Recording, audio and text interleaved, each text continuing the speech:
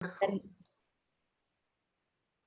I may start with a small introduction for those people who are joining us later and watch this recording later on. So good morning, everybody. Good afternoon. My name is Anja Koenig. I'm lead of the Transformative Finance Initiative at EVPA. I'm here with my colleague, Peter, who's also working with me on the Transformative Finance initiative on the design of the Transformative Finance Lab, as well as Wiebke Koenig, who's the host, who's the lead of the Global Leadership Academy at GIZ.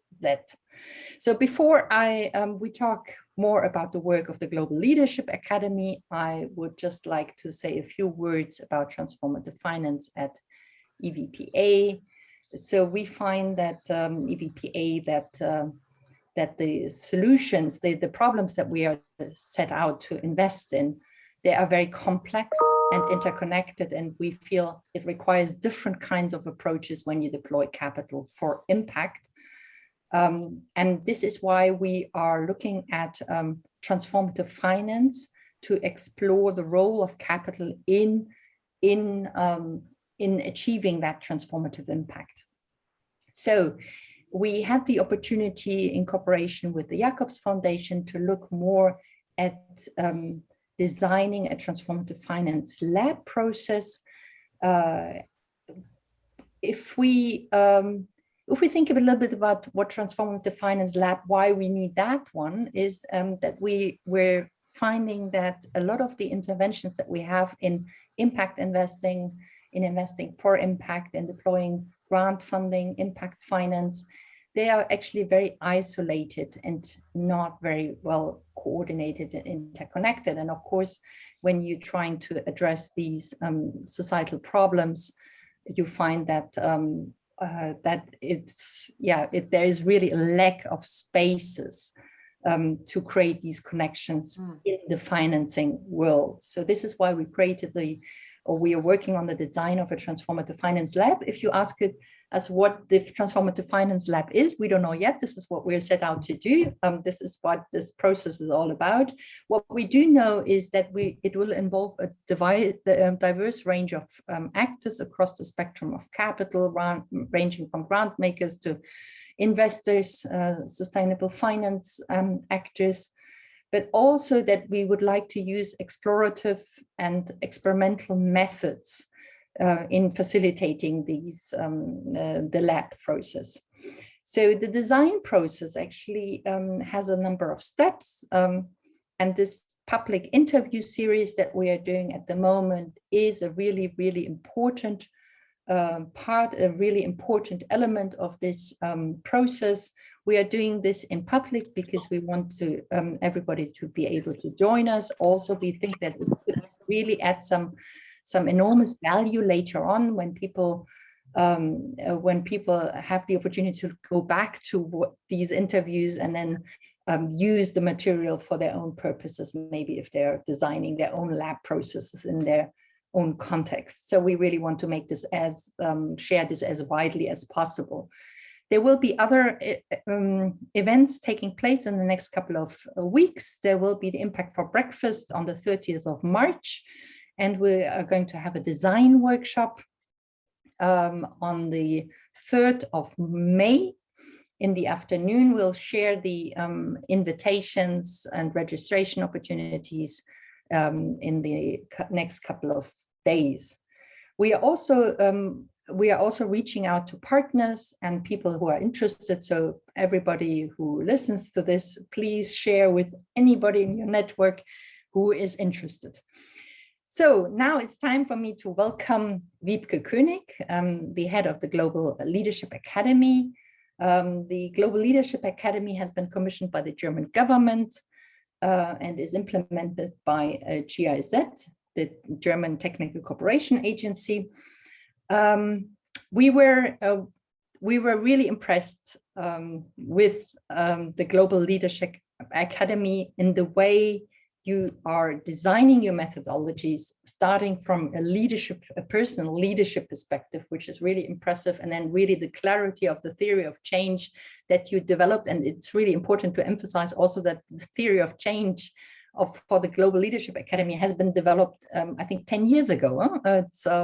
Or even more. No, well, the original one, the idea, yes, it developed. I'm just rewriting it actually at the moment. Yeah. And 8 years is, I think, 8 years ago. Yes. So quite a long time ago, even before everybody started talking about lab innovation processes. So you were really one of the pioneers applying and developing the methodology. So I found this really impressive. And also the way how really something that developed a bit later, this global network, is really interesting to us also to see how a network, an impact network, can actually be related to this lab process. And I'm really interested to learn a little bit more. So we can just start with a short overview that you will give us in the next couple of minutes about what GLAC is, what the Global Leadership Academy is all about, how you operate, what would be interesting for us to know, and then we can dive a little bit deeper into the details. Over to you. Thank you so much, Anja. Thanks again for the invitation and the opportunity to share. And I'm looking forward to our discussion or exchange later on. So correct, I brought a presentation which gives a short overlook, also sort of guided by the questions you shared beforehand, Peter and Anja. Thanks again for that. Of what we've done from our start in 2012, the idea, and then being operational from 2013 onwards. And it has sort of two elements. One is how do we design, and actually what does that mean, a lab? How do we understand that? How did we do it? So I brought one example. And then also what developed beyond the lab as sort of what you already hinted at, Anja, sort of the very much sort of, nurtured by our ideas of sustainability questions, sort of. I mean, a lab is a longer process than a workshop, but still it's a process with a beginning and an end. And the question is, what kind of change do you want to achieve on the personal level, on the institutional level, or on the systemic level? And I think everybody in the call and or listening to this recording later on will agree that we all know that systemic change is not going to be taking place within 4 weeks or 6 months or a year. So the question is, what kind of space can we actually offer for this systemic space change to happen, and also obviously to monitor it? Okay, so with not too much more ado, let me share my presentation. So doing things differently is how we sort of captured that. And the abbreviation for the Global Leadership Academy, Anja mentioned that before, is the GLAC. So it's a short introduction to what we did. Let's see if I can move on in this one. There we go. Okay, sorry. Okay, so this is a picture that I always like to bring as an intro, because that is a situation, I think, or situations that many of us know if we think about convening workshops, plenaries, meetings, whatever, on the complex topics that we work with. Yeah, may it be transforming the financial sector or education, sort of all the SDGs in general, sort of that is the kind of setting that we have, Especially and male dominated, if I can say it so. Is, yeah, and also whitish, very pale people on most pictures. And also very, I mean, the theater setting, it's very seldom that people actually look into each other's eyes. Yeah. And if so, they make sure there's a big distance between them. Like the size of this round table is amazing, I think. So, yeah. So we said that was the original idea. These are formats that we know, and they seem to bring about the change that we witnessed so far. So maybe we can also try something else. additionally, let's say additionally, it's not like this is all crap, we don't need this anymore, but we want to do something differently. So the vision of the Global Leadership Academy in 2012 was that we wanted to consider the complexity of social systems, and said to really tackle the challenges, we have to engage across all sectors, disciplines, and social groups, including gender and age sort of groups, etc. Yeah, and we seek for more participatory approaches.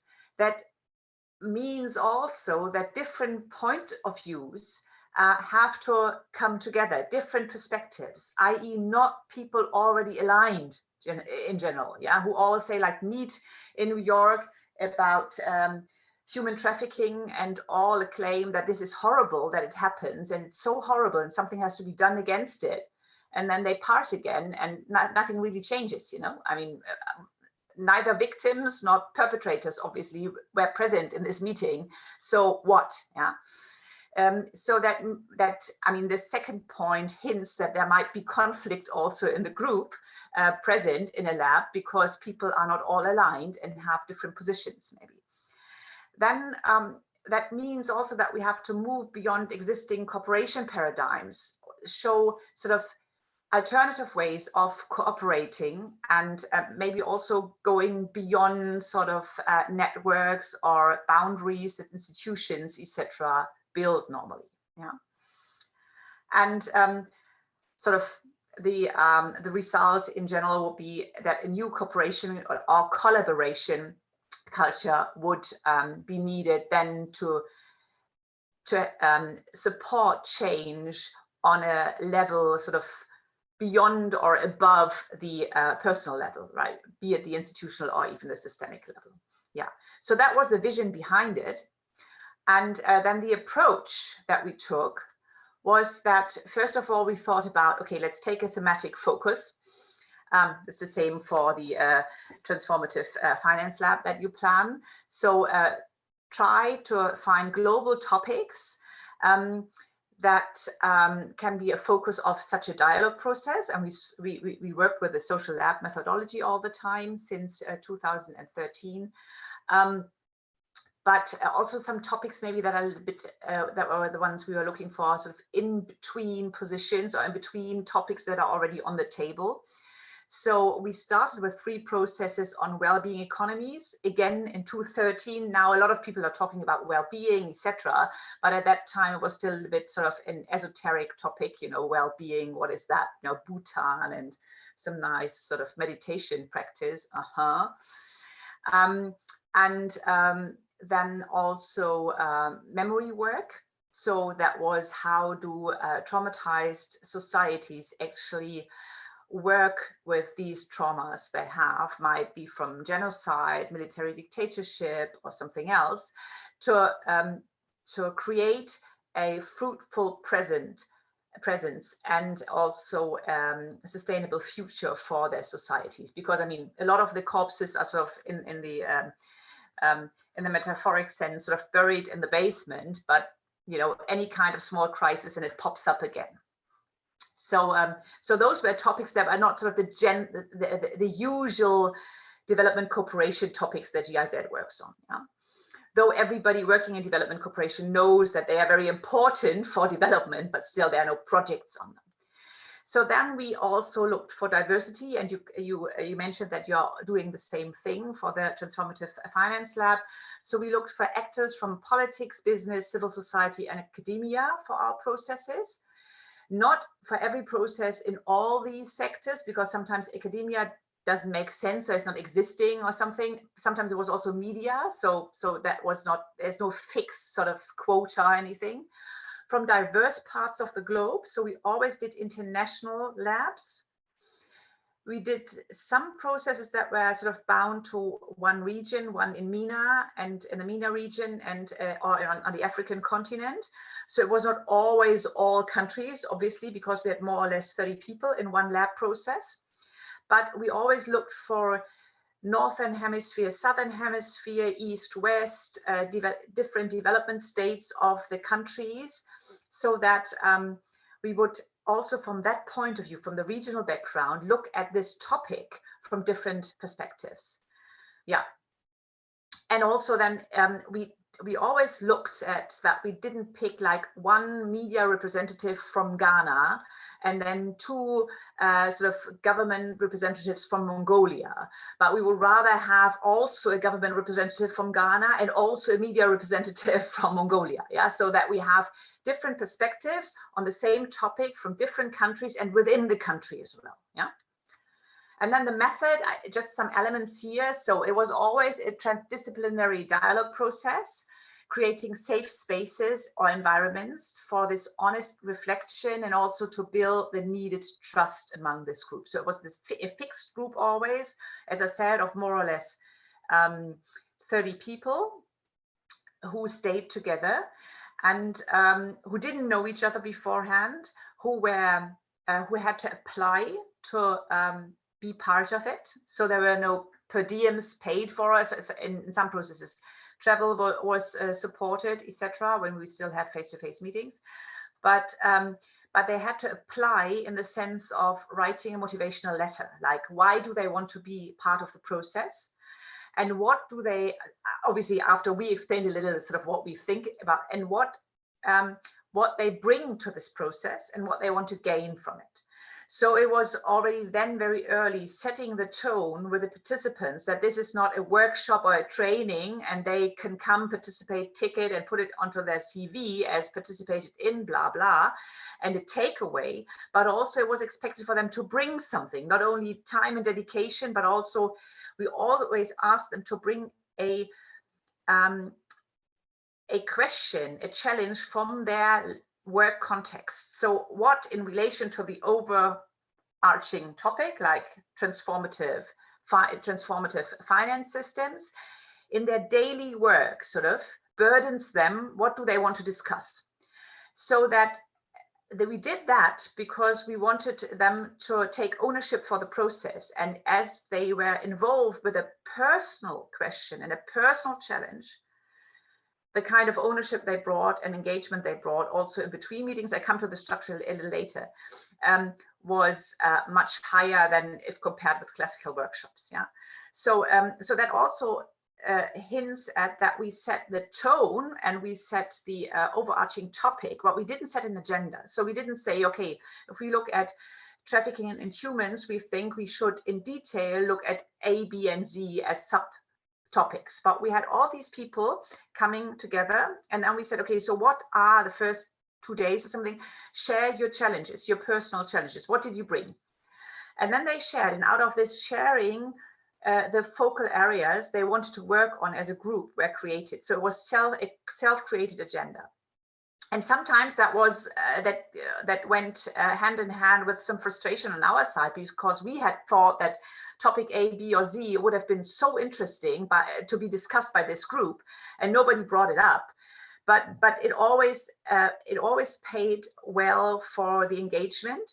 And also, if somebody was there with a very strong agenda for him or herself, but then saw that whether this was some kind of niche sort of topic and nobody was sharing it, these people were much more likely to give up their personal topic because they saw it's not set by the host, that this is not on the agenda, but the group sort of on a democratic basis, there was no majority for it, and maybe topic D or E was also of their interest, not on the top, but then they would cooperate with that. Yeah, so that just sort of from our knowledge, that was quite helpful. Mm-hmm. Yeah, so the other points that I jotted down here with method. So the idea right from the beginning was that these people should network and work together to create or develop further if already some people bring something existing, and then implement together or support each other while implementing concrete change projects out there. Not necessarily in the frame of the time frame of the lab, but maybe also afterwards or something. First of all, the first years, we were only thinking about these lab processes as such, not yet about this sort of sustainable network. So that came up later, yeah.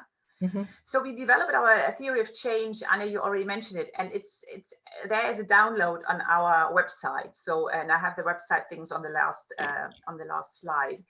So the elements of our theory of change were dialogue, taking into account that we wanted equality amongst the members. So real dialogue, as we always say, like involving somebody talking, somebody listening, and then swapping roles. So not debate or discussion necessarily, but dialogue. Then leadership, understanding leadership as ownership and responsibility for a topic. Yeah. So there could be, I always give an example of our passion and politics process in MENA on the post-Arab Spring phase, where we brought together people who were in power, like senators, etc., from the MENA states, and young bloggers who were like in civil society power, also in leadership, opinion leadership, but not in power, in sort of informal power positions. Yeah. So that is how we understand leadership: ownership for a topic, responsibility for a topic. That's very important also to discuss that with a group, because I mean, somebody who is a senator might not feel on an eye-to-eye level with somebody who is half his age and only has a fantastic blog. So they have to accept that also as a code of conduct with each other. And that's for both sides. I mean, it's not, also the blogger might think this is just an elderly man, so I don't take him seriously anyways. So in that is the pairing from that dialogue. There are other problematics in others. And then the third element of the theory of change is innovation. So we really want to create something new. We want to step out of the box, which needs courage as well. So it's not another talk shop, and make that very clear that people are asked to do something. And then the fourth element, which is not in the version you can download at the moment, that is why I rewrite the theory of change at the moment, is community, because that at a later stage we came to, okay, this is a very important element, that people actually need this feeling, this space where they belong, also be even beyond this lab, and to collaborate further. So what we did 2 years ago was a network analysis with our network that we had then. There was about 600 people. And the interesting word cloud that was one of the results is this. So we asked the people themselves, or we had them ask, we didn't do the analysis ourselves. What do you relate to if you talk about the Global Leadership Academy? And these are the things they came up with. So network, change, diversity. So that we were really happy about that. That sort of reflects the elements of our theory of change, what people actually felt themselves. So this is what we've done so far since 2012. You see that on the far left, where we had 3 different phases of the Global Leadership Academy. That's why you see GLAC 1, 2, and 3 here, connected to the phases of commission by the federal ministry in Germany. So we did 3 dialogue processes in the beginning, and they were actually meant by the ministry as a pilot. Okay, it sounds like a great idea, try it out. So we did it. Because you also asked about financing, let me say something here already about financing. In this phase, the 3 dialogues, we financed them fully. So we had grants for our partners, and we had also contracts for our methodological partners, and we had big travel scholarships for those participants who needed it. No per diems or anything, and also no it didn't cost to participate as such in the process. We did those 3. Then, but it became pretty clear in that first phase until 2014 that there was willingness to co-finance the stuff.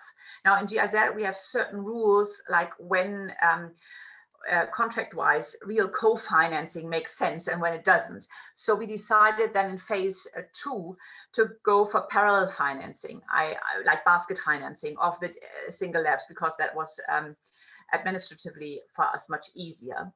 And we managed to do then to start parallel financing or basket financing up to 45, I think, % of the operational costs of our dialogues with the partners which we had. There's also one slide on the partners later on, so you get an idea what it was. So in that phase, though, from the side of the ministry, we had exactly the same sum or budget. We did actually more than double the amount of dialogues in that phase.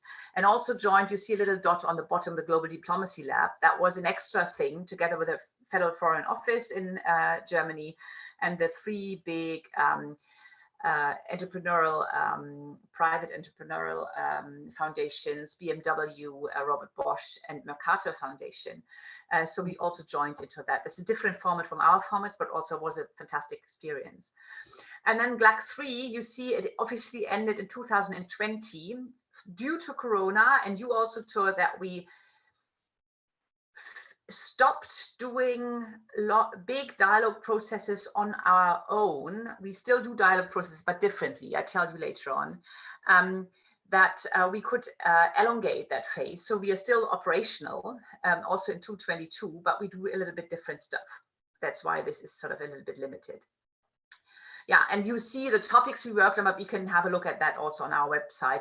The ideal thing was that the ministry neither limited us to certain regions we could work with or countries, nor limited us topic-wise. Yeah, we had to discuss with them, but they always acknowledged the choice we offered. Okay, so that was general introduction. What I have now next is that one certain process.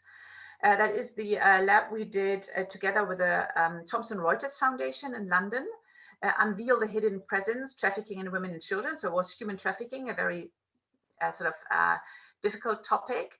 And I would sort of guide you through how we designed it, time-wise, etc., and what the output or what the impact actually was up to today. Any questions up to this point, to the general thing, or?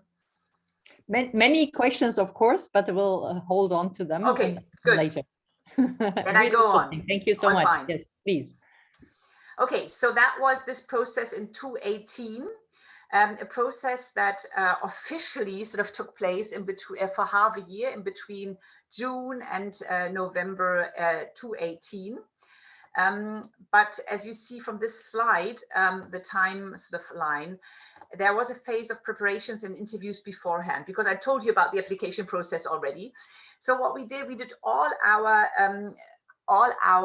dialogues also with partners. So in this case, it was one sectoral program within GIZ, but also the Thomson Reuters Foundation. So these partner processes, because we also have a partner approach there and a participatory approach. So it's not that we expect from our partners, they give us some money or they give us sort of some venue or whatever, and then say, okay, let's do it, GLAC. But we also have sort of a long phase of dialoguing with the partners, how we want to put it on and what kind of impact they expect, blah, blah, whatever comes, or if they want to see certain participants in it. Also deciding on the country background of participants. That is a discussion we have with our partners, like what would be useful for you as a partner, which countries are you interested in for whatever reasons, and what countries are we interested in as GIZ. So so this is this phase, which actually takes time, like half a year or something, before the first meeting actually starts. Then we had a presence meeting in Kenya. So we always tried in all the processes to also go there, as long as you could go somewhere, where the topic was. So we wanted to look at the topic, for example, in the Oceans Lab that we did. We went to the Baltic Sea once, to the African coast, and to the Mexican coast, because the ocean is different and perceived in a different way. So here we went to Kenya and then to London, to the United Kingdom, to see sort of feel different perspectives on the topic. That we felt that was very important, because for some people that is actually their day-to-day setting. For other people it's exotic, you know. For some people Kenya is exotic, for other people the UK is exotic, or how people discuss things there. So you see that the meetings, sort of the actual face-to-face phases, were not very long, because a lot of people always ask us, how do people make so much time for such a process? Half a year. So this is not working, especially not if you talk to leaders or change agents, or, you know, people really in position, and that they can't make time for it. So in our case, they always could.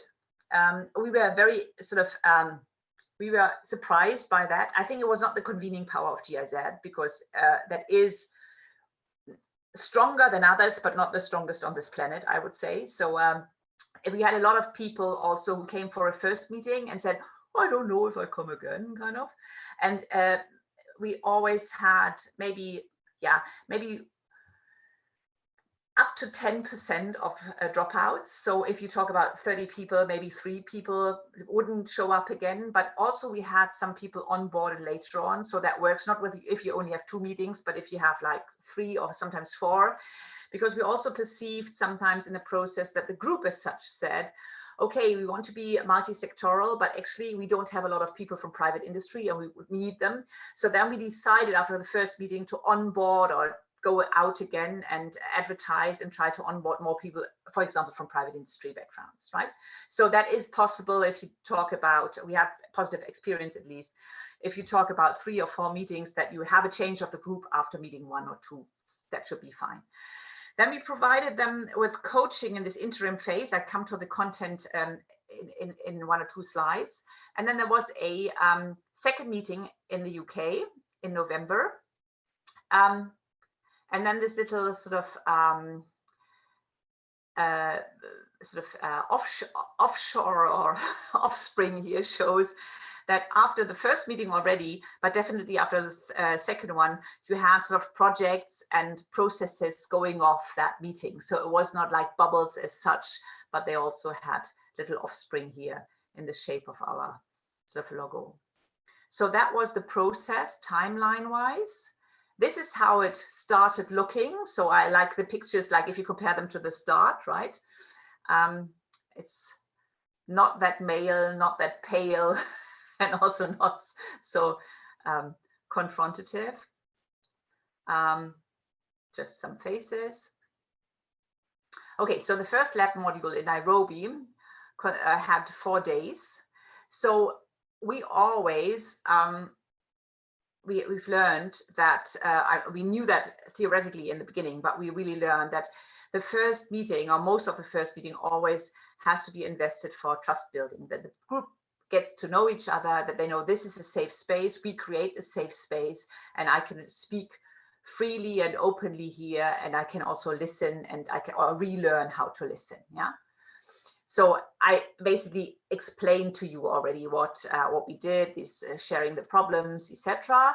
And in this lab on trafficking in humans, we had a strong focus on media and media training. So there were journalists in the lab, a big group of journalists, but also we wanted one outcome, expected outcome was to have more presence for this topic in media coverage. So that is why we offered media training. Thomson Reuters did that, organized that for the participants. There are field visits, so a lot of sort of learning journeys is always something very useful, we feel. Also for the trust building and they're just, you know, the bonding of the people. So that's the first one. And then day 4, elaboration of the project ideas that people, as I said, brought already and definition of next steps. So what was always important that at the end of the first meeting that people actually share what they want to do in the interim phase and what their next steps is. And they don't present it to the host or to the organizing team, but they present it or they share it with each other, sort of. So they are they know that their peers will ask them about it and not GIZ in our case or EVPA, sort of like, did you do your homework kind of stuff. That was the first Nairobi meeting. Then in between, there was funding for 10 mini grants by the Thomson Reuters Foundation. There was not necessarily, that was an idea of the Thomson Reuters in this case. So we seldomly did that, but in this case we did. And it's not like if we compare this process to others, it's not that if we didn't give funding, then people didn't do anything. So so money was not important for change to happen, Anja, to answer that question of yours right from the beginning. It's helpful, obviously, but we find it very helpful also to say, so this lab is not about how do I get the best funding or who pitches best and then gets the money kind of thing. But you have to make that clear very much in the beginning and not only once, because people are used to, they have an idea, they pitch it, and either they get the fund or somebody else does. Sort of, that's how the world operates. It doesn't mean that people actually want it that way, but that's how they're used to it. Yeah, so then we had this project proposals that were created and also handed in. So that all happened sort of in an asynchronous way, not in the lab as such, or not in the lab meeting. Coaching was offered by the facilitators and the media trainers. So it was offered, but you didn't have to do it, and you could do it individually or as small groups. Yeah. So there was support offered, but it didn't have this kind of course atmosphere, and also webinars. So you could take it or you couldn't. And I think that is very important. We got a lot of reflections from participants about that, that there's this freedom, you know, there's something offered, you're taken seriously. That means you have the full responsibility of what the outcome for yourself will be in this process. But it's also not in a sort of, it's not a hierarchical way of somebody telling you what to do, what to hand in, which, because I mean, the people we work with are beyond that, you know, that's not why they join. So that is how they worked. Again, some just picture. This is how they party. We feel like if you can do something in presence, this is it. You have to have a party. I mean, it's really, really important for people to bond and to have these stories together. It was a little bit hard when we cooperated in one process on gender equality with the Asian Development Bank. And in Tokyo, we wanted to have a party, and the Japanese were like, it was not, we didn't mean karaoke, we meant a party. And, but in the end, it was quite an experience for them, I think. So then the second lab module in London was again, I think, 4 days. So then sort of we catch up with what has happened so far. Peer counseling, I can go through this a little quicker, I think. Exchange on ideas. So basically it's more and more from the moderation, you go more and more into a facilitation mode, that you actually just support the group and they work themselves already in this facilitated or moderated lab phase. Because I think, how can you expect a toddler who is sort of stripped to his stroller all the time to walk just because he or she turned 3 suddenly, you know, if he didn't practice before. So it was important for us already while we were still there to facilitate it in the way that people should work on their own, for themselves, so that once we are not there anymore in the driver's seat, they would continue driving. Yeah. And then we had the opportunity to participate in the big trust conference that the Thomson Reuters Foundation features every year in London. So they could present already on an international stage who wanted to, and that was obviously quite a takeaway. So that was it. That was the group. I recognize a lot of familiar faces there. And so here's a selection of the long-term impact. So this group, which was which came into life in 2018, exists up to date. So in different formats. So this thematic, let's call it a community of practice, is still there and working. There is an increased presence of the topic in media.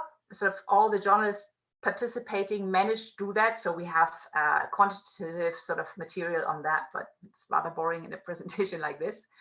An NGO in Ethiopia was funded.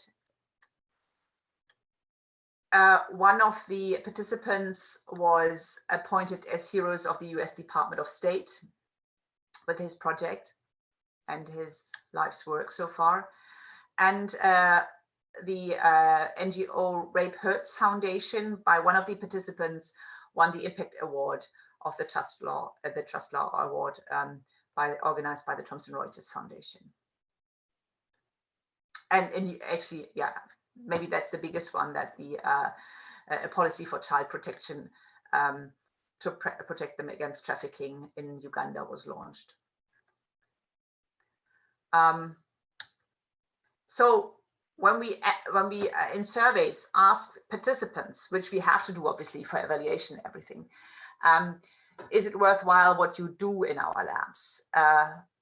Across all the labs we did, 16 so far, 84% of people say, yes, it's very useful what I learned, or exchange new methods, whatever. And 72 say, and I can also apply that in my daily work. 76% actually launched initiatives in their institutions or themselves. And as I said before, 45% of our operational costs from the second phase onwards were substituted by third parties, so not by GIZ. So those are is the partner slide that I wanted to show you. So you see it was federal ministries, it's foundations, private ones, political ones. Then it is a lot of, then it is also some research institutes, all kind, yeah. And we obviously learned also through these partnerships a lot, how you work with these multitude of partners. And they did as well. I mean, the Nelson Mandela Foundation, I think, was the one who felt that strongest. They said, usually we are used to people giving us money because you can only do good if you give your money to the Nelson Mandela Foundation. And suddenly you want to cooperate and discuss with us what to do with it. Like, how strenuous is that? But it's been a very good friendship since then. Okay, so the last set of slides I have is about sort of, so what, yeah? So we did these 16 processes. So the question is, last year, now and beyond, what is this Global Action Network about? So what we did, I already mentioned the network analysis. What you see here is the graph that was the outcome of this analysis. So the little nets are in different colors are the different labs that we did. Obviously, those people were very closely connected, but you already see that some people are connected beyond their little labs, sort of. So what we asked them is, this is already all cross-sectoral and anti-silo stuff, you know, the labs, but it's thematic silos now, you know. You are the ocean people, you're the memory people. So can we go beyond that? Or would that only be a fantastic idea we have at the desk, but nobody's really interested in it? Said, thanks, nice idea, but nothing for me. So that was one of the questions in the network analysis. And people said, yeah, sure. I mean, I would like to connect with people beyond my oceans lab in Southern Africa, but how do I get to know them? I don't have a clue, you know? So that was an intended outcome and was the outcome. So that was very nice. So those were the thematic communities of practice, if you want to, the labs and dialogue processes. And then, so the dots should symbolize the individuals in those processes. And then we thought, what about starting regional communities of practice? So if you distribute those little dots in the thematic COPs across the globe, obviously you find on the different continents, you find a very sort of rainbow colored dots, because as I said, the processes were all international. So obviously no continent stays sort of unichromous. Okay, so it was like this. And then we started, some pictures are a little bit pixeled, I'm sorry.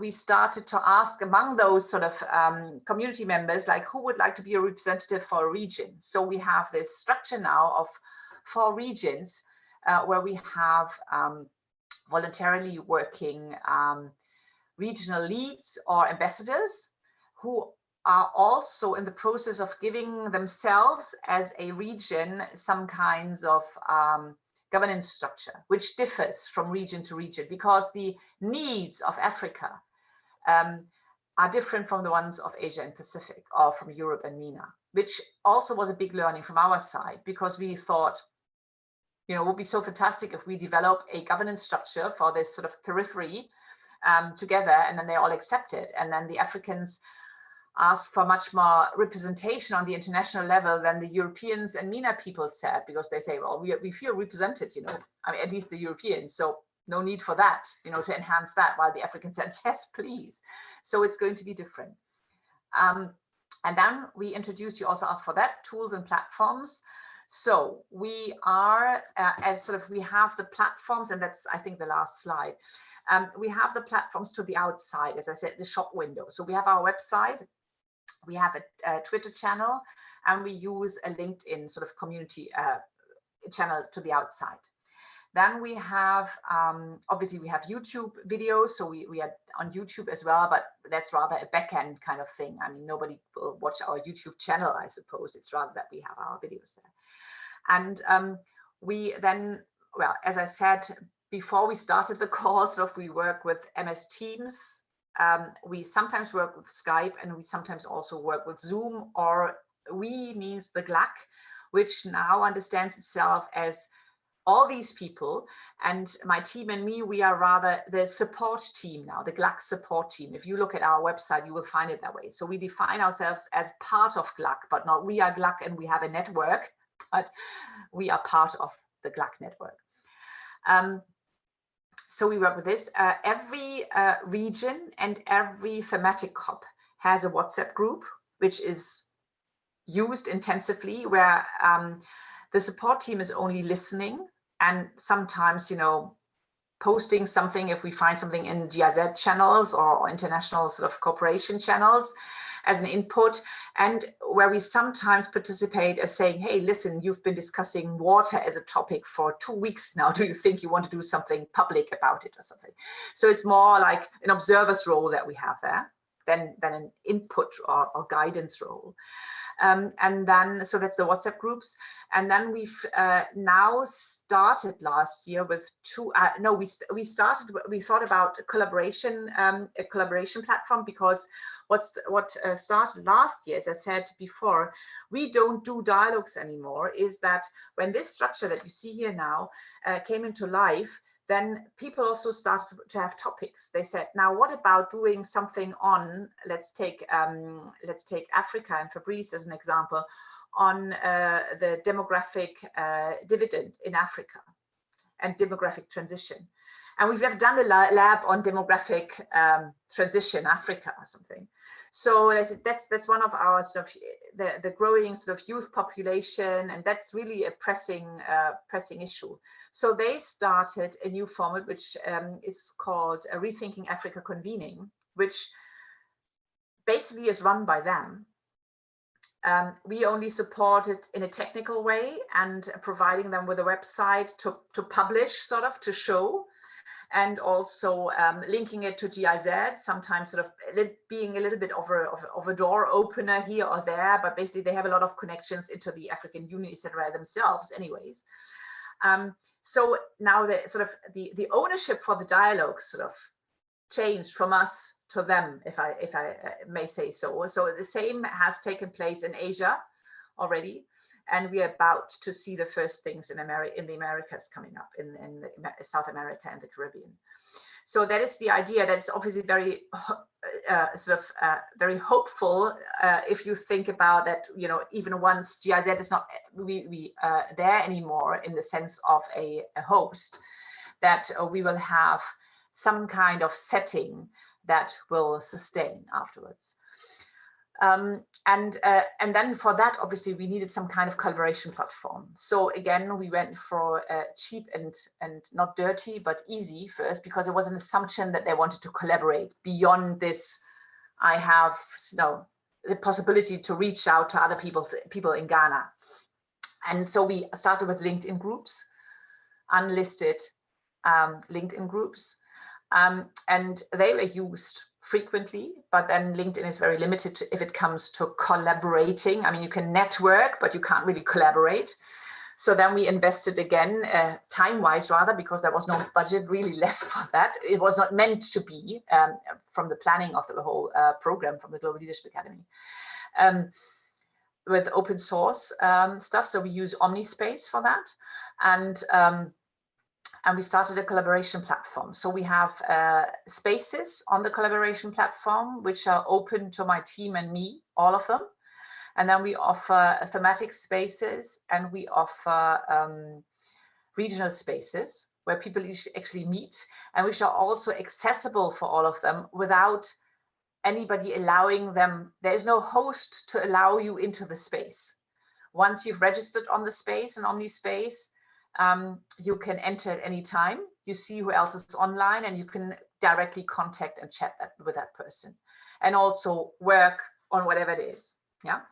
So that's also these are also spaces where we now put all our knowledge in the sense of knowledge transfer. So our methodological papers, beyond sort of what you find on the website anyways, so that people can access it. We have some kind of structure for useful links, for so that there can be some peer info, etc. And that works quite well. Obviously not 700 people sort of being up and about every day, you know, it's a fraction of those, but anyway, it's a nucleus.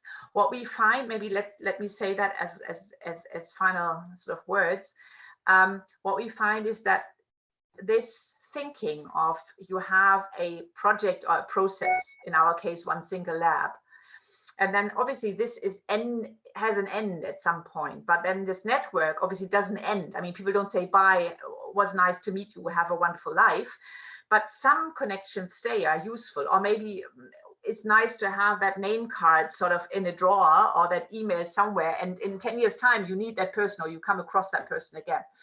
So wouldn't it be fantastic to have some kind of structure where these people could be parked, sort of there is a project, and GIZ is full of these projects. There's a project and a network has been established. Now this project is over, but you could offer those people to transfer their data to this network of networks if they want to, and they can join different groups there, maybe thematic or regional or on gender. I mean, it's also a topic, but like cross-cutting topics, and be there as a bystander, as a listener, or more active, whatever they want, you know. And maybe something else pops up in 5 years' time, or there is a time where they need a job, or where they need some kind of cooperation or collaborator for applying for a grant, who has to come from the MENA region, you know. So for all that, they could use it, and people hosting such a platform could obviously tap into that and use the collective intelligence at any time. So what we did already, for example, is the Africa department in GIZ did a study on the impact of the growing platform economy on the African continent. And so they wanted to disseminate that, and we hosted a virtual fishbowl for them, providing them with speakers in the fishbowl from our network, because we did different labs in Africa and also one with the ILO on artificial intelligence. So we have quite a lot of people in our network who are Africans and sort of IT or global platform economy geek people. Yeah. So that was fantastic, and out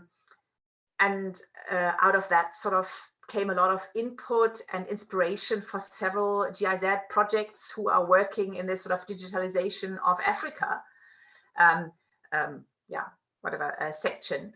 And they said through that they met people they would never have met before, because I mean, you can't write a call out there like who in Africa is interested in, you know, you always go via institutions and tend to end up with the same suspects all the time. It's sort of dead end roads, and in that way sort of it's more a mingle and new meet and greet.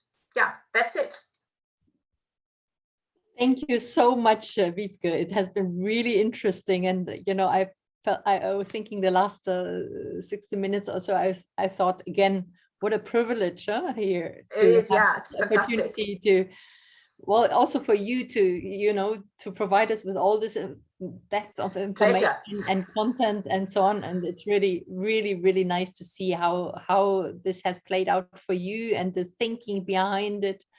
And again, I'm really impressed by the way you sort of are very strategic about what you do and how you do it. So really, really. Yeah, but really, Anja, I tried to say that several times. It developed underway. I mean, like I wouldn't have done this presentation, I would even say a year ago. Yeah. And obviously it feels fantastic now for me to present it and feel like, hey, this all, you know, it's like a puzzle. Yeah, exactly. It all comes into place. But there were a lot of phases of insecurity and not knowing if this is correct, and it takes a lot of time. and stamina in the sense of, I mean, now the onboarding of people on this platform that I mentioned in the end, you know, I mean, you invite people, you get a lot of fantastic, great, thank you, and still people don't onboard, and you write to them again, like nudging them again, okay, thanks, whatever, Kim, so-and-so, you know, thanks for your email, but I saw you're still not on board. Any technical problems? Silence, you know. So it's like, I mean, you have to really believe in the thing and go like, and also go for small numbers. I mean, like we do something with the UN UNDESA at the moment. The community of practice, which only has 16 people, Latin America and the Caribbean. And we did it for the whole year. So it was, I mean, a lot of people were invited, I think 150, but 16 signed down for it. So we did this process for 16 people. And then we did a evaluation or our last end of year call in December, and the UNDESA colleagues were also in there. And I thought, okay, now I get this friendly American, thank you very much for this fantastic idea, la, la, la. But I mean, obviously, you know, 16. And they were absolutely stunned. They said, now listen, yes, it's only 16, but we've never seen that kind of engagement with people, you know. We've never seen that kind of, I mean, there were 5 really cool projects developed, you know. And we've never seen that, you know. So this is like, if this is possible for 16, what does it need to scale it? Not necessarily to do processes with 100 like that, because that will work, but do 100 processes with 16, you know. And that was fantastic, because I was still insecure, like, you know, what does this old system say about these new ways if it comes to impact in the quantitative sense, you know. True, very true. I'm tempted, and maybe I just put this here in the chat, to add a book here that I'm just reading at the moment from David Ehrlichman on impact networks. It's just been launched. I'm sure you know it. Really interesting discussion around, you know, how impact networks can actually have an impact. And also some of the culture things behind it. So that's something I'm just looking at, and obviously that's also an issue for us as EVPA overall. Maybe if you can stop sharing, then we can have a few more minutes of discussion. What is your time availability? I realize we are already almost reached the end of the session. I'm fine. I think I put in my calendar until 2, because I put 12 to 2, so to have some time in okay. And, so you would still be available. Okay, so good. And we can have a little bit of a discussion before we then wrap up. And feel free, really, also, Peter, to join in. I'm really quite interested to see how this developed from your role as a space builder towards an impact network facilitator, in a sense. And it seems like for you, you've found a little bit your destiny on the impact network side rather than the space builder side. I'm wondering a little bit, have you given up on the space building side completely, or? No, but I think it's more, so this, the topic I just mentioned, the scale topic. So I mean, the idea, the vision was this, I mean, it was very much bound to the SDGs. So halfway through, somewhere in GLAC 2, sort of, obviously we were asked, and we asked ourselves, you know, by processes convened with like 30 people, what is the impact, you know, what is the contribution to reaching the SDGs? And these were, I mean, and there were sort of, if I can ask you, have you, so you only had these labs on site, you never... Exactly, at that time, yes. Yeah, at that time, yes. And then there were these questions of, like, we talked a lot with Otto Sharma and his team and the Presencing Institute about that, who did the whole ULab process. So that is on sort of, you know, train trainers, and can you, okay, but then, I mean, his approach is very, obviously, very method-centered. So it's about, like, teach the people the method and disseminate the method. Now, while we go beyond the method, we go to the, and I hope, I mean, I think Otto would understand. So it's he is not monitoring the impact. He is monitoring the impact of, do people understand theory U, and can they sort of, you know, apply it, like in the case of the Ubuntu lab in Africa, and then use it for themselves. But it's not like, what do they do with theory U kind of thing? That's not his question, like on the ground, you know. That's not his cup of tea, so it's totally fine. But that will be our cup of tea in GIZ. Yes. So the scale question is a different one. And we couldn't answer that. I mean, I was happy that nobody else could answer it either. So if you do a presentation like that in the European Union with their sort of innovation people, they also say, yeah, I mean, we all work in this lab and piloting sort of dimensions, and we know there could be other methods or approaches, but you know, or nuclei are there, but what then? So we said maybe we should not concentrate so much anymore on the sort of on dogmatic how theory of change wise, you know, what does it need? How does the ideal space? How can we build that? The ideal methodological elements, etc.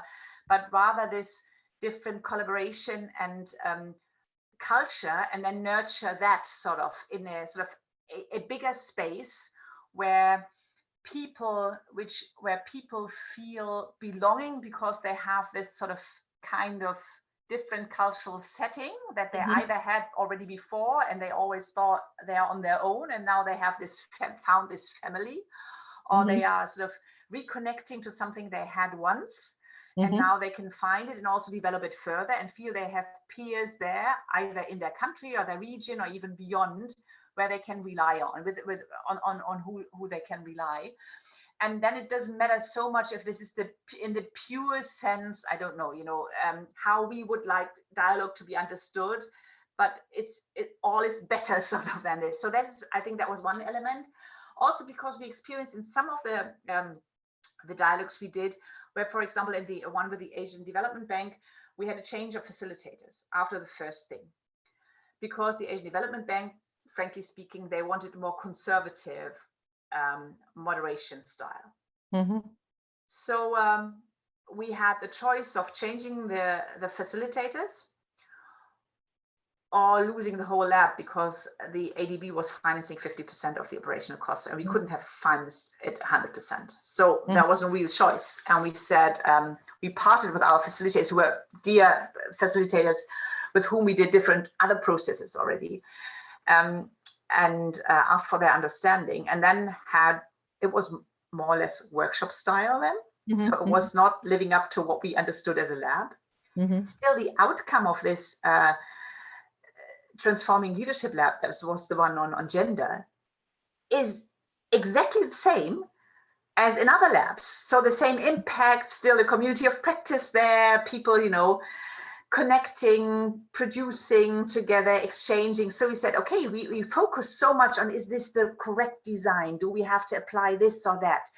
Is this the pure sort of, you know, theory and learning and everything? And maybe that is okay to have these thoughts, you know, and also okay not to stick only to one methodology, but to have a range and a tool set, kit, etc. But it's not the most important thing, you know. So because even if there is a disturbance or disruptions in that, the impact is still there. Yeah? So we thought that this whole methodological design of the space was, maybe we thought about it a little bit too much like the magic ingredient, which it wasn't in the end. So I can't say what is the magic ingredient, but you know, that was like when we started to think about, okay, maybe it's something else. It's more the space in general and beyond the lab. And then also, obviously, because we are financed by the federal government, a program, we had to have thoughts about what happens afterwards soon. So we had also for some time been in. We had this feeling of, maybe we have to look for another sugar daddy, you know, maybe we have to sell it to a foundation or to the UN or something, who then continues. And that is something we discussed also at the end of phase 2 with some people from the community, from our participants. And then they said, okay, Wiebke, nice, thanks for the info, but actually, why do you think you have to solve that problem? Maybe we should solve it together, because GLAC is us, it's not you. So then we said, hey, thanks for the advice. So that is when more sort of, shifted into this community building and how can the community sustain itself. Mm-hmm. Yeah. Okay. Really interesting. Yes. And also I'm pretty impressed by the fact that it seems like the communities of practice that have been formed, it seems to be a lively community. So it is, it seems like they are engaging, and this is obviously the most difficult thing, that how do you keep people engaged? And that, if I understand correctly, the labs have been a source of community, a foundation for this community building effort in the beginning. If the labs, the experience of having this joint, learning journeys and the activities that you facilitated, if it's not there anymore, then I wonder a little bit after how to keep people engaged, what drives them really to remain engaged in that way, that even after years they still keep in touch, or that even new people are joining. Magnus, are you leaving? Thanks for joining us. See you next week. Sorry for that, but I'm limited a little bit in time. Okay. It was very exciting. Thank you very much for your Pleasure. insight. Thanks for being there, Magnus. Bye bye. See you next week, maybe. Yeah, I would like to.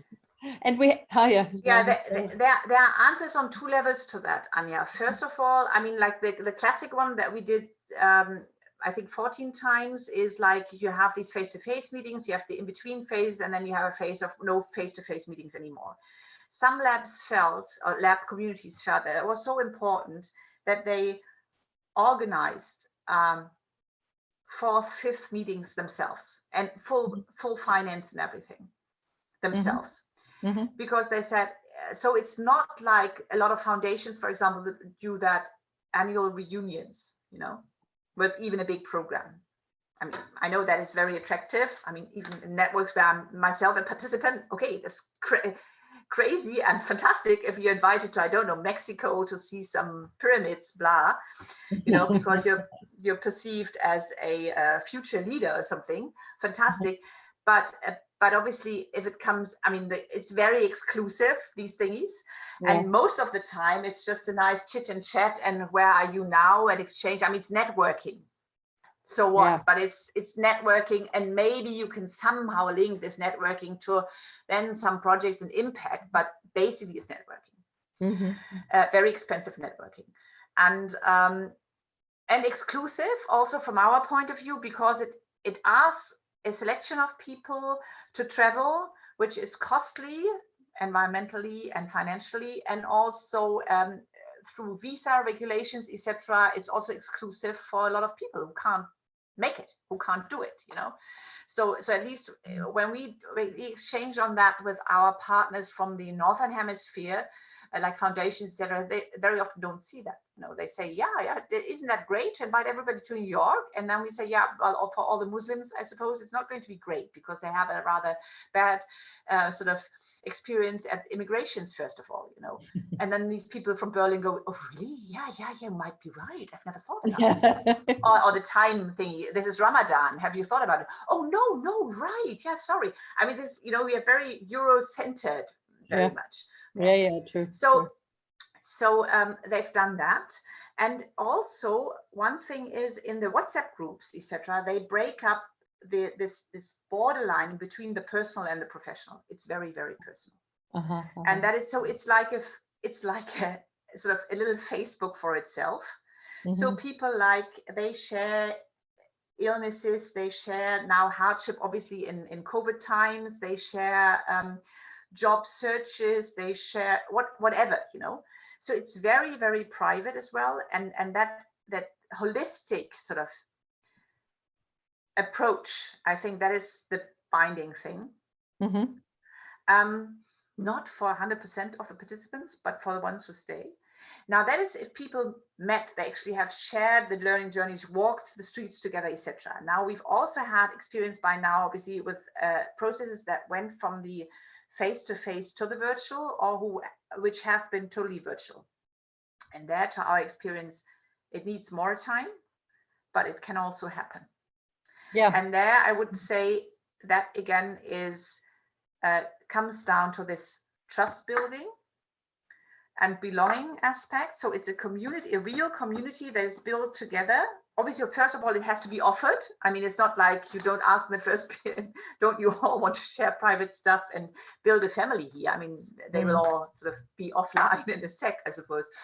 But it's more like you offer something, and we also reflect on that. This might sound strange, you know, but so I'm just thinking while I talk, I'm thinking about this community of practice on the implementation of the GSDR report by UNDESA, which we started last year in Latin America and the Caribbean, with these 16 people.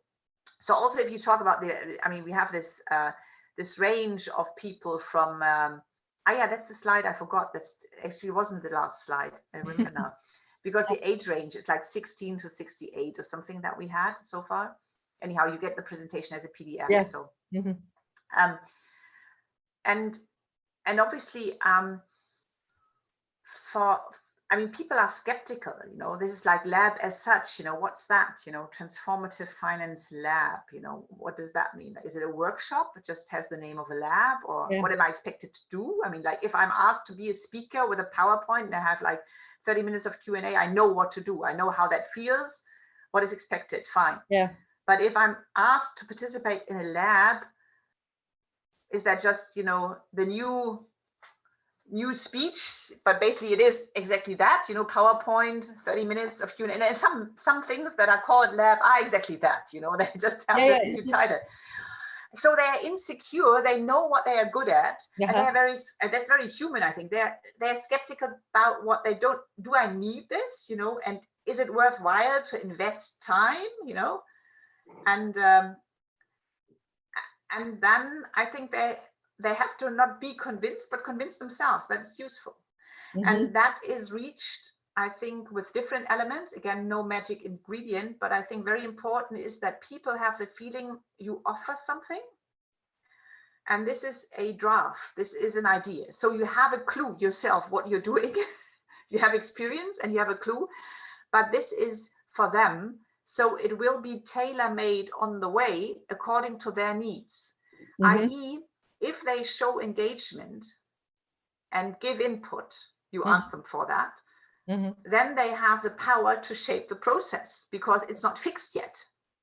If they don't do that, then you have something in the drawer to do. So it's not that, you know, you're an apprentice yourself and you don't know what to do, but then they will have something, you know, which is sort of not tailor-made, obviously. So, and that goes down to weekly communication when we now work with a platform. And I say in one session, okay, I put this draft on the platform, please comment it until in 2 weeks' time. And the 2 weeks' time is ending next Monday. And I go onto the platform yesterday and I see only one person has commented. I write again, hey guys, please comment, otherwise the draft is going to be the final thing. But then, you know, where's your voice, you know? So even if people then say, oh, fine, Wiebke, I didn't have anything to add, that's fine. It's a different way of communicating, a different way of collaborating. And that is a learning altogether.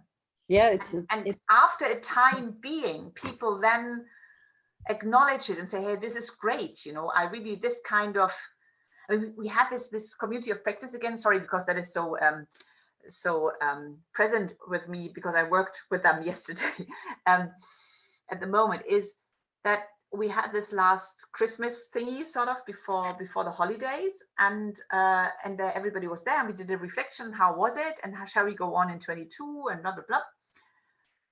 And then now we had a little pause until the end of February. And then we had the first call at the end of February. And I didn't expect everybody to be there. I thought, okay, I mean, we discussed and there was no agenda for the first session this year because we said we just want to check in and then, you know, develop the agenda for this year together. And everybody was there. And everybody was there and everybody was like, hey, I've been waiting for this day to see you all again. And there was a lot of compassion for Ukraine and how are you doing, guys? And boop, boop, boop, boop, boop, and all. It was fantastic. And you felt that it came from the heart of people, that they wanted to be in this 1 hour call, you know, so without agenda, without anything, without funding or anything. just to come back, and that was purely virtual. And they also haven't seen each other in the region. They are in Brazil. Not even the people in Brazil have seen each other. So it's I mean, that is going to be a real challenge for us now in even now designing the process. So we designed the design process in a way that we would make it as interactive as possible. Yeah. And also just by the fact that we make these interviews public, was also with the intention of engaging people. And then you don't know how many people. No, I mean, you can design it, but then people have to be interactive, you know. In the same way for the upcoming, you know, the Impact for Breakfast sessions or the design workshop, we will now need to start on thinking about how are we actually going to engage people. It could be that we have 100 people in the room, but also it will be just Peter, myself, and maybe a third person could be joining us. And then we don't know really. So whether it's the fact of saying, oh, there's a lab process, please join us, or join us designing the lab in the first place. Is that something that sounds attractive, or does it rather scare people off because they prefer to be entertained in a way of there's some people presenting with big names and interesting topics, and they like to just maybe close the camera and or comment one thing because it's recording, and then I don't know, it's Jeffrey Sachs talking, and here I can see that Claudia Smith has asked a question, you know, and that's I mean, all different. We did that also in our network analysis. We asked, in a different, after the network analysis. So when we got this word cloud, we also asked them for an identity process. That's the survey we did ourselves. We said, okay, so what do you identify with? The GLAC community, the GLAC, what is that? You know, what do you need? Because, I mean, if you read about network organizations or impact networks, I mean, there are different motivational backgrounds that could be there. So it could be something like Fridays for Future, which is very thematic, very value driven. But then again, the motivations for people to participate in the network could be totally different. So we had to find out, or we wanted to find out, what are the needs of our network members. So is it all youngsters who are looking for the next job or hope for get a contract from GIZ, you know, or is it people who want to mentor others because they are at the end of their career, or what is it what they want to share? Plus, what is it what they want to share and can't or don't already share in 1,000 other networks out there? So why does it need us, you know? And I think you have to step back from this. One has to step back from the idea of this is needed, you know? So in a way, if I now be the devil's advocate, would say the Transformative Finance Lab, you know, why should it be there? You know, so what is the missing link in the market? And then that should be attractive. The question is for whom? You would have to find out. And also, like, what are these people and what for? For whom and what for? Yeah. And I think this what for should be, well, I don't really like it because it's such a flashy word, but co-created by the whole lab community. So it shouldn't be, you should know already what for, but people who join in should have the feeling that they can shape it themselves, what it's going to be for. And that might also change during the process, you know. Yeah, exactly. So that's the intention. Peter, do you want to, I have to run it at 2 o'clock. I just want to give also the opportunity to maybe share some thoughts or ask some questions. I was just going to agree on that point. And I also wonder, I often think in these sort of situations, our role is, whatever our role is in this, but the kind of facilitator creators, there's also something about doing. And so like putting our own confidence and ego to one side and being the people, because it is awkward when you start one of those sessions and you don't know who's going to turn up. And also, you know, everything sits around and it's kind of, people are giving up their time and coming. And what we put into that process is we take the hit on the embarrassment or the ego or the whatever and just say, okay, and if no one turns up, we might have got it wrong. And then we come back the next week and try something else. And I think there's something really, you have to. Yeah. there's something that's quite the sort of interesting endurance or stamina that it needs. And that's, I mean, now I could talk about it, but we had some formats up when COVID hit that were sort of working quite well for several weeks, and then suddenly nobody showed up anymore. And I had colleagues in my team who like prepared that kind of sort of reflective formats, etc., for like 2 hours. You know, a whole work day was dedicated to that format, and then they held a session, and there was like one participant. I said that's a little bit over dedication. You know, like 2 days of preparation of 3 people, just, you know, count in your head what that costs to, you know, have a nice conversation with one person whom you could have, you know, voice called or face called with WhatsApp, you know, would have been more spontaneous. And so then we changed that. We communicated about that with the community. We said, now listen, it was worthwhile. It was a good experience, but we feel like investing more time into this. And we did, for example, with the whole community in 2020, in the summer of 2020. Yeah, 220 that was. We did a GLAC summer camp on formats. We said, now we want to go more virtual. That was just in the beginning of COVID, because we say we don't have the finance to do these annual meetings, and we think it has to be continuous collaboration. Now the question is, what kind of formats do you want, and what do you need? And we did this co-creation summer, also totally online, with I think it was 10 people participating. And we created, so somewhere there they wanted storytelling. So we created this format, Voices of GLAC, where people actually tell their story and learn how to stage their story. So that was rather skills training. Then we had some people who wanted to go into mentoring. And then we said, we also want to get to know each other better. So we created the dialogue forum, where people stage sort of, it's basically like a webinar or something. So somebody from the community, and it's an open format now, says for 50 minutes what his expertise is, and then it's a Q&A. But by that sort of you connect, and out of that some communities of practice, one on anti-corruption, on transparency, for example, developed, because we never did a lab on anti-corruption. So there was another community of practice thematic wise that developed, because some people, one in Africa, one in Serbia, who had been in different labs before, both had the topic corruption and staged something, and now they have this, it's also on the website, the anti-corruption, which goes beyond the GLAC sort of members. It's an open thing.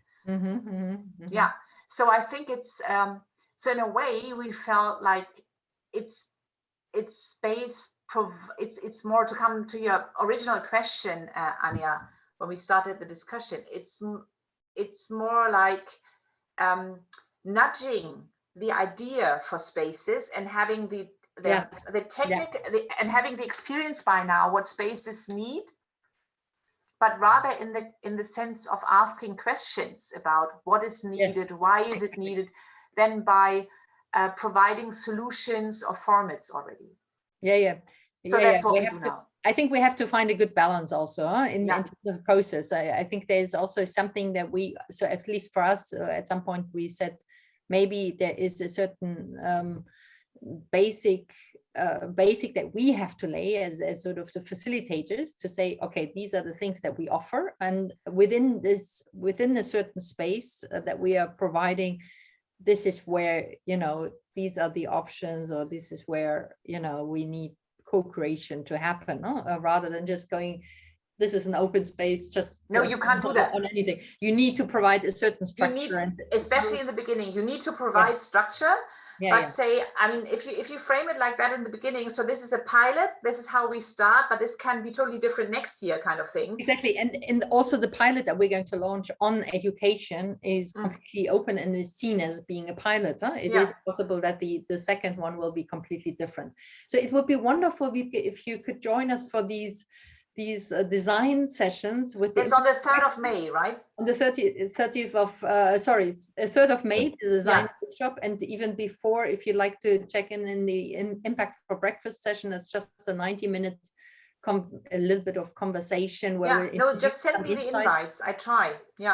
I will send it. Actually, we'll send it to the entire group who's Yeah, been, no, that they, I mean, like, I would like to get the, not a private or personal one, just the invite. Yeah, no, no, but definitely it would be really nice to have those people that we had these conversations with, who are all experienced lab sort of innovation design managers. I saw the list. That was impressive. To also get the exactly, it was so nice to have this conversation. It's really valuable for us, but I think maybe this is also a way for us to give back, because I think there are also some interesting connections to be made between those who have experience with running places, and so it could be an interesting process in itself too. Exactly, that's what I meant. I mean, like, for obviously closest with the labs of tomorrow in my case. So sometimes if we do a lot of consultation now for other GIZ projects on programs, because nowadays nearly everybody has some kind of action field which is called platform or interactive blah, or even lab or something.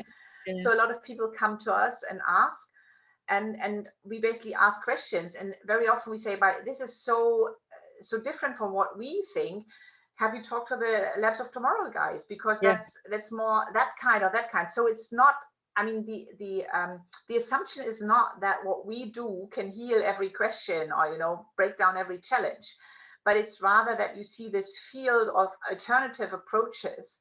And then you ask what people actually want, and well, in our case, or also obviously the commissioning party asks them what do they really mean. If they say platform, what for? And hopefully they can give you an answer.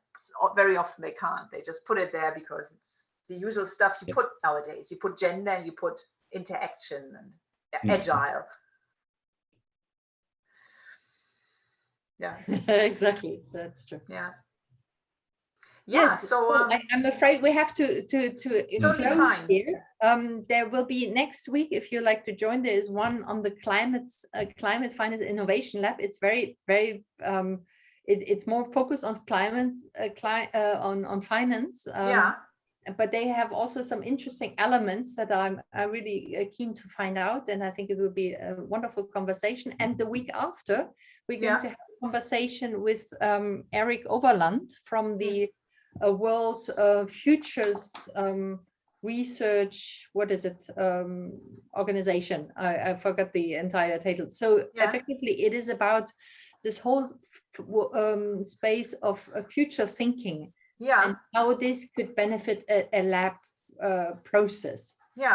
And this is certainly something I'm personally looking very much forward to it. So welcome to join us.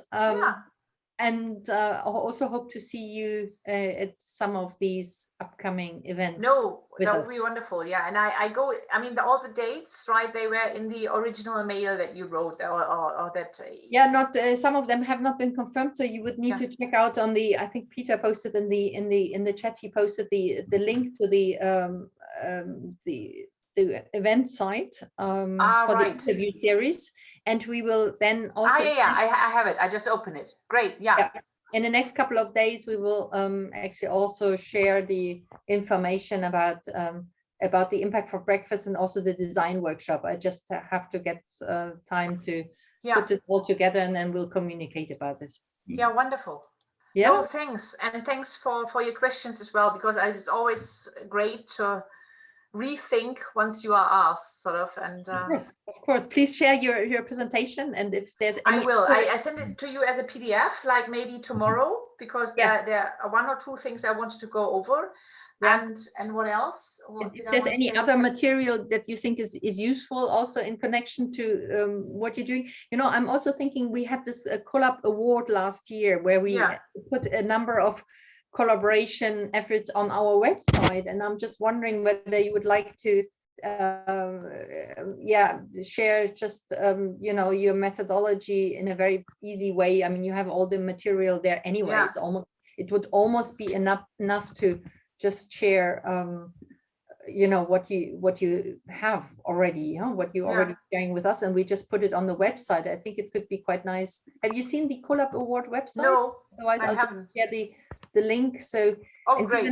GIZ is also a member of ours. It was for member only, but luckily you are a member. And I think these examples also for the lab of tomorrow, effectively also the work that Adelphi has been doing on the seed practitioner labs and the policy prototyping labs. I mean, they have all been commissioned by the German government, effectively. Also the work that Endeavour has been doing on the II 2030 process. I don't know whether you saw that one. Also, obviously, it has a strong involvement by GIZ and the German government. So all the same family anyway. So it would be nice to have also already the GLAC. Yeah, that would be great. I look into that, and maybe I come back to you bilaterally on it if I have another question, because I would have to.